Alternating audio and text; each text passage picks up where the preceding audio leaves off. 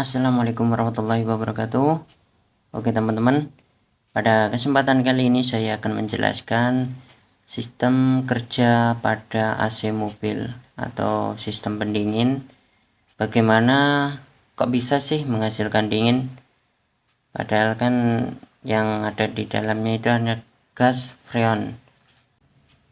Sebelum saya menjelaskan cara kerjanya, saya akan membahas komponen-komponennya terlebih dahulu ya. Nah, yang pertama itu kompresor. Kompresor ini letaknya jadi satu sama mesin.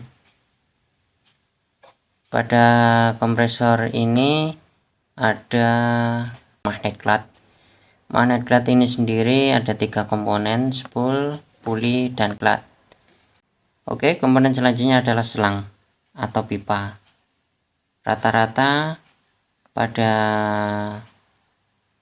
sambungan dari kompresor ke kondensor itu selang. Setelah selang nanti misalnya sampai sini itu sambungnya terus pipa. Nah, itu sambungannya, terus kemudian ini kondensor. Jadi komponen pertama kompresor, lalu kondensor. Kondensor ini letaknya itu di depan radiator. Nah, di belakangnya itu pasti ada kondensor fan atau kipas. Kipas ini biasanya ada yang satu jadi satu dengan kipas radiator, tapi ada yang sendiri-sendiri kanan kiri itu. Nah, selanjutnya disambungkan ke pipa lagi.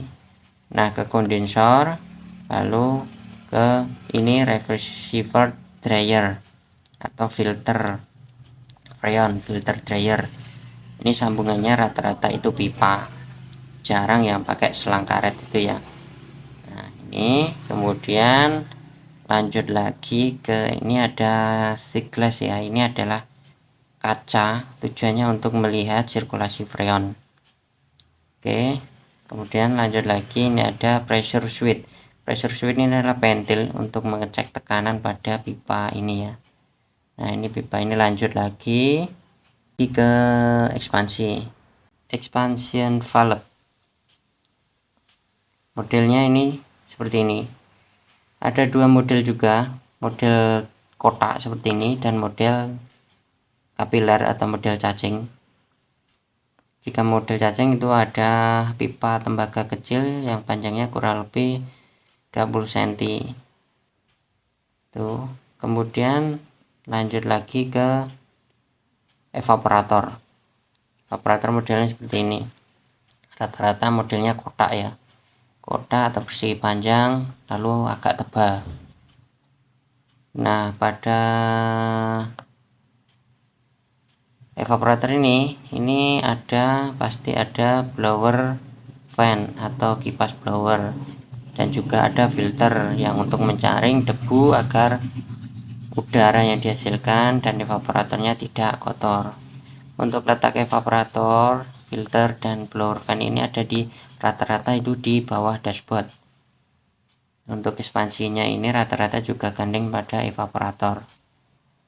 Nah, filternya ini modelnya kurang lebih seperti ini, kotak, tipis, lebar. Oke, lanjut lagi ini ke pipa lagi. Nah, rata-rata nyampe sini kurang lebih seperti ini. Ini langsung disambung selang baru ke kompresor. Kenapa pada sambungan sini dan sini tadi pakai selang? Ini kan ikut di mesin kompresornya, jadi mesin kan pasti mengalami goncangan saat di start awal atau di saat digeber gasnya ya. Jadi agar tidak, biar fleksibel, sambungannya fleksibel, tidak putus. Oke, itu tadi sekilas penjelasan tentang sistem dan